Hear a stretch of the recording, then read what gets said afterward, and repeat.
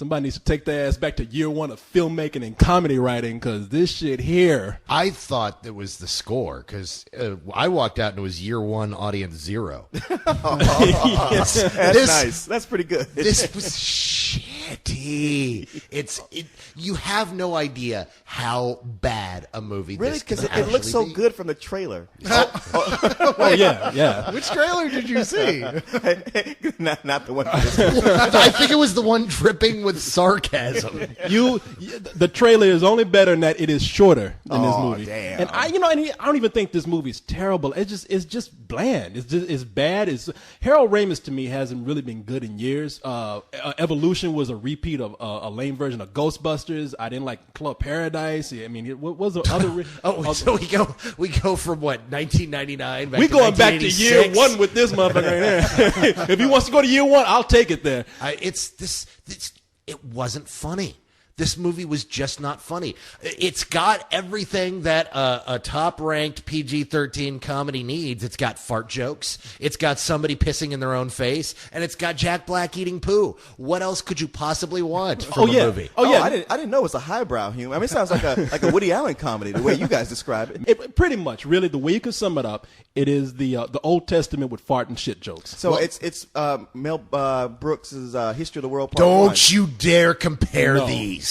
This is Holy Moses. That's what this is. The problem is this is several stories from the Bible as if Michael Cera and Jack Black walked into frame. Okay, now they're not acting. It's Michael Cera and Jack Black playing Michael Cera and Jack Black. Now, how could you go wrong when you have like the two dynamic performers like Jack Black, who's the rock and roll crazy man, and Michael Cera? All right. I can totally see how this I went thought they wrong. were cavemen. Are they Bible stories or are they cavemen? Well, okay, here's the story here. They start out as caveman. Zeb, something like, and O. And of course, they're the idiots of their tribal village. So when they start screwing up things, they get banished. And that's when they start walking into all these biblical stories like Cain and Abel and Abraham and his son and Sodom and Gomorrah. Remember in 10,000 BC where they're cavemen and then all of a sudden they go over the hill and there's this big Egyptian alien civilization? That's what this was. They're cavemen, they go over the hill, and oh hey, we're walking through every Bible story of the Old Testament so we can get Jews and Christians at the same time. Which happened to all happen at once. That's convenient. I knew when we saw 10,000 BC, I'm like, this is going to affect science because people are going to think this is how it really happened. Don't forget about Ice Age. Oh yeah, that's right. So far, people think that the beginning of the world started out with killer ostriches, a squirrel with saber teeth, and Jack Black and Michael Cera. Well, it's like they think, okay, there were dinosaurs, and then it froze one winter, and then we got saber-toothed tigers, and man was right after that. Well, the next year. And you mentioned Jack Black and Michael Cera. I mean, I like the movie for the fact that they just got these two guys together because every scene is like watching a deaf guy with a retarded spastic acting together. Allow me to reenact a scene of this movie for you. Please. Wow! Yeah! Then Michael Cera comes in. And then he go back again. Unfortunately, there is actual dialogue, though, I suppose. Yeah, no. It's not like Ringo Starr's Caveman. No, and a lot of people say, this movie should have probably been done with no dialogue, and it would, and see how well they could do it. Yes, but those are the people that walked out of this film, and that was after the fact. And then they are wrong because if there was no dialogue, all the physical comedy would have been somebody eating shit, pissing in their face, or a fart coming out every now and then. I mean, it really is. The only thing was missing was Moses on top of the hill. I will part this sea with the help of God and my ass. Corey, calm down. I never see you get this worked up. Usually you sit back, you let everybody else do all the talking, and then you give everything a matinee or a rental. Why can't you just do that this time? It's funny that you should say that because he hated the movie more than I did. Yeah, I wouldn't know it from listening to you. I know. Right now. I haven't been able to get a word in edgewise. I know. No, I don't know, man. The movie just kind of irritated me. It falls very flat. Every scene, they end on either a dead joke or when they don't know what else to do, they do it gross out humor. Okay. That's not much more to say. But the real question is, though, like, okay, so if you liked it less or you didn't like it God damn! If you He hated liked it it more. less than he did, then you must actually like something about it. You're good thing you do. I always do that to you guys. You know something, you say all the bad things. Tell me what's good about it. No, and you're right. What I did like about it is that it is so stupid in some parts that actually Jack Black and Michael Cera did make me laugh. And I laughed hard for those 1 or 2 or 3 times that they did make me laugh. But the rest of the movie, when was that? Was this, dude? I seriously got a very strong Love Guru vibe off this thing. Whoa. Yeah, no, those are strong words. That's what this movie was. It was sitting there, and now it was a little different than that screening because there were light chuckles throughout our theater, as opposed to the one woman who was cackling during our Love Guru screening. But this movie, I mean, it just the jokes aren't really jokes, and the concepts are just bad. There's nothing really funny here to be had. It's just these guys wandering around, being dumb, and ending up in, hey, look, it's Cain and Abel. Oh, look, Cain's really mad at Abel and beating him with a rock now. Oh, dude, don't do that. Oh, no. So it's like having these scenes and just these. It's like having these scenes and just these 2 little hipsters commenting on them, and then walking to the next scene. And like, then as if you eventually, went like a couple of stone guys walking through a museum attraction. Until the third act, when they decide they actually need to be proactive and save their friends. God, can you imagine being the audio editor for this film? Jack Black, you're like, oh Jesus, and then Michael Cera. yeah, turn it back up again. Yeah, you're right. It's like this guy's like, fuck it, I quit.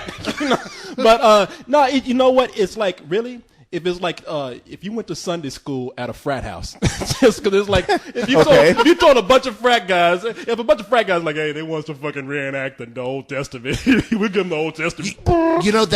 That's not a bad way to describe this, especially when they get to Sodom, because the whole idea is, wait, what? They're loose women, and there's beer and food. Oh my God, it sounds like the best city on the planet. We have to go there. And then they spend the rest of the movie in Sodom making piss and fart jokes. Oh yeah, Friends, whence comest thou? He wants to know where you're from. Thou comest not from the cities of the plain, from Sodom and Gomorrah. I heard of them, never been there. Are they nice? Are they nice? They have been cursed for all time by the Lord thy God for their abominations. I did not know that. They worship idols, and they bow down before false gods. Abdominal. That's the worst. The men of that city are weak and soft, fat with rich food, intoxicated by strong drink. I'm not hearing the bad part. The women are whores. Their shameless lust knows no bounds. They flaunt their flesh, and any man may have knowledge of them whenever he so chooseth. Which one of the 2 cities has the most whores? Just so we know to stay away from that one especially. It's almost like the people who say, I hate the Three Stooges because they do get so stupid. There were some scenes of physical comedy in there that made me laugh. Jack Black smarting off to a guard, and the guard, beats the shit out of him with a whip. I mean, shit like that made me laugh because I'm just silly like that. But really, I'm not going to argue with anybody that says that this is a terrible movie because it is. And I don't want to make this a step-by-step comparison to something like The Love Guru, but The Love Guru just irked with self-congratulatory feelings from what's his name, Mike Myers. Mike Myers. Oh yeah, he was sitting up there smugging like, I know I have another hit on my hand. This was more like, we got these 2 guys that we think are funny. We're gonna cut them loose, and we got nothing else going on in this movie. No, nothing at all. It's really. In fact, you mentioned the one thing you liked. The one thing I liked. There is something about this movie that I liked, and that's Juno Temple, the adorable little blonde girl who is constantly running around in this movie.